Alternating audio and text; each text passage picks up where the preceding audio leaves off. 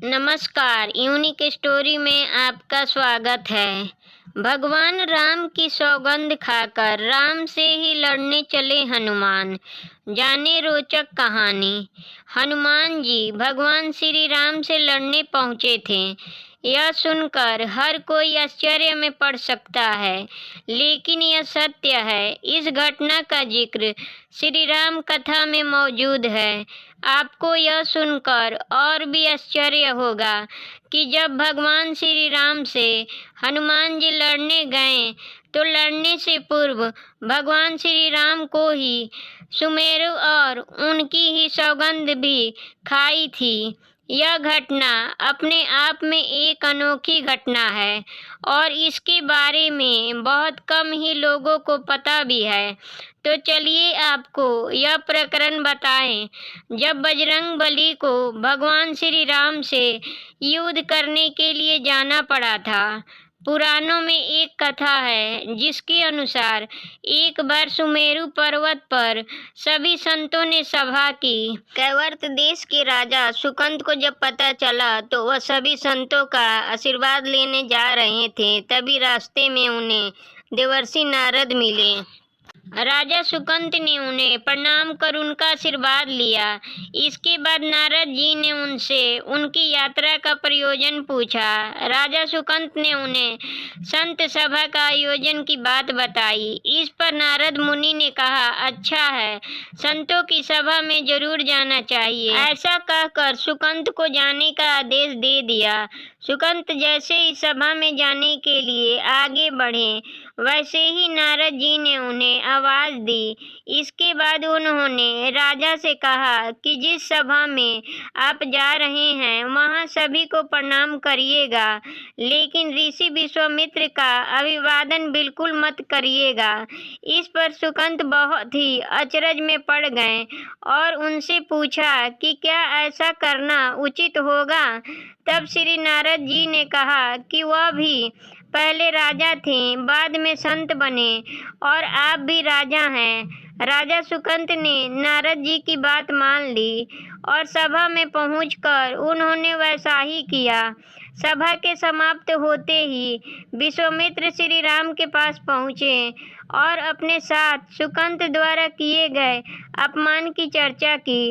उन्होंने कहा कि ये संत परंपरा का अपमान है, लेकिन विश्वामित्र जी ने अपमान करने वाले का नाम नहीं लिया।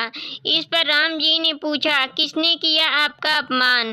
तब विश्वामित्र जी ने कहा, ये जानकर आप क्या करेंगे?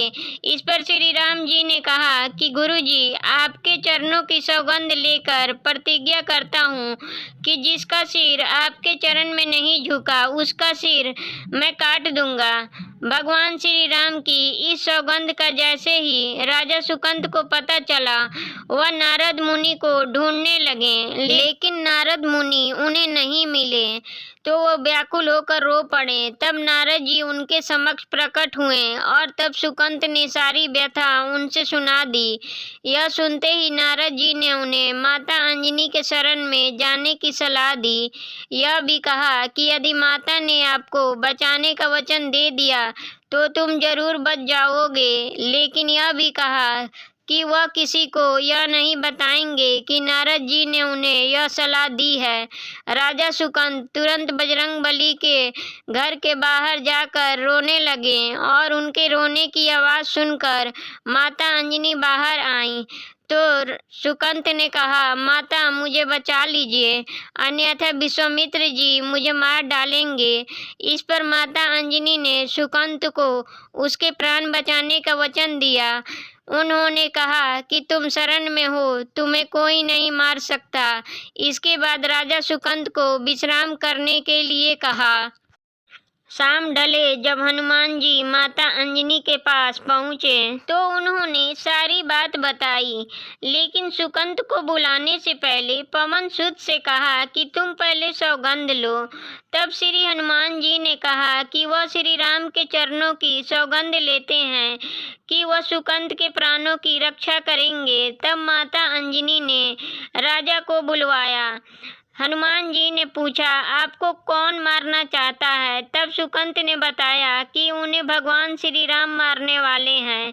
इतना सुनते ही माता अंजनी हैरान रह गईं। उन्होंने कहा कि आपने तो विश्वामित्र जी का नाम लिया था। तब राजा ने कहा कि नहीं, वह तो मरवा डालना चाहते हैं, लेकिन मारेंगे तो भगवान श्री राम ही। हनुमान जी ने राजा सुकंत को उनकी राजधानी में छोड़ा और श्री राम के दरबार में पहुंचे। वहां पहुंचकर उन्होंने राम जी से पूछा कि वह कहाँ जा रहे हैं। तब मर्यादा पुरुषोत्तम ने बताया कि वह राजा सुकंत का वध करने जा रहे हैं। तब हनुमान जी ने कहा, प्रभु उसे मत मारिए। राम जी ने कहा कि वह तो अपने गुरु को वचन दे चुके हैं और अब पीछे नहीं हटेंगे। हनुमान जी ने कहा, प्रभु मैंने सुकंत के प्राणों की रक्षा के लिए अपने इष्ट देव यानी कि आपकी सौगंध ली है। तब भगवान राम ने कहा कि तुम अपना वचन निभाओ और मैं अपना निभाऊंगा। हनुमान जी राजा सुकंत को लेकर पर्वत पर पहुंचे और राम नाम का कीर्तन करने लगे। उधर राम जी राजा सुकंत को मारने के लिए उनकी राजधानी पहुंचे, लेकिन वह नहीं मिले, तो वह उन्हें ढूंढते हुए पर्वत पर पहुंचे। वहां हनुमान जी राम मंत्र का जाप कर रहे थे। राम जी को देखते ही सुकंत डर गए। तब हनुमान जी ने कहा कि राम मंत्र का जप करते रहो और निश्चिंत हो जाओ, भगवान नाम पर पूरा भरोसा रखो। लेकिन वह काफी डरे हुए थे, तो हनुमान जी ने सुकंत को राम नाम मंत्र के घेरे में बिठा दिया। इसके बाद राम नाम जपने लगे।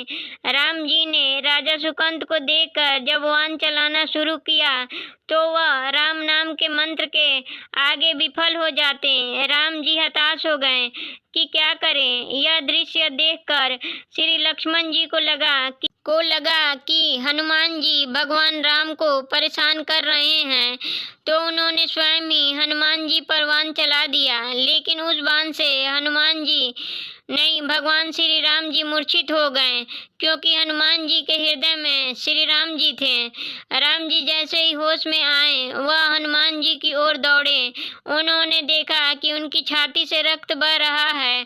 वह हनुमान जी का दर्द देख नहीं पा रहे थे। वह बार बार उनकी छाती पर हाथ रखते और आंखें बंद कर लेते। पवन सूत को होश आया, तो उन्होंने देखा कि राम जी आंखें बंद करके हनुमान जी के छाती पर बार बार हाथ रख रहे थे। और इसी मौके पर पवन सूत ने सुकंत को पीछे से निकाला और उसे अपनी गोद में बिठा लिया। तभी राम ने फिर से हनुमान जी के माथे पर हाथ फेरा, लेकिन इस बार वहां पवन जी की जगह राजा सुकंत थे। राम जी मुस्कुराए और हनुमान जी बोल उठे कि नाथ, अब तो आपने सिर पर हाथ रख दिया, अब आप ही इनकी रक्षा करें। तब श्री राम जी ने हनुमान जी से कहा कि हनुमंत, जिसे तुम अपनी गोद में बिठा लो, उसके सिर पर तो मुझे हाथ रखना ही पड़ेगा, लेकिन गुरु जी को क्या जवाब देंगे। तभी हनुमान जी को विश्वामित्र जी सामने से आते दिखाई पड़े। उन्होंने राजा सुकंत से कहा कि आओ। तब प्रणाम नहीं किया तो क्या हुआ, अब कर लो। राजा ने दौड़कर विश्वामित्र जी का अभिवादन किया। वह भी प्रसन्न हो गए और बोले, राम, इसे क्षमा कर दो। राजा सुकंत विश्वामित्र जी से कुछ कहते हैं कि इससे पहले नारद मुनि प्रकट हो गए। उन्होंने सारी घटना कह सुनाई। तब विश्वामित्र जी ने पूछा कि नारद, तुमने ऐसी सलाह क्यों दी? तब नारद जी ने कहा कि अक्सर ही लोग मुझसे पूछते थे कि राम बड़े या राम का नाम बड़ा, तो मैंने सोचा कि क्यों न कोई लीला हो जाए कि लोग अपने आप ही समझ लें कि भगवान से अधिक भगवान के नाम की ही महिमा है। ऐसी ही वीडियो के लिए चैनल को सब्सक्राइब करें, वीडियो को लाइक करें और कमेंट बॉक्स में अपनी राय दें। वीडियो देखने के लिए धन्यवाद।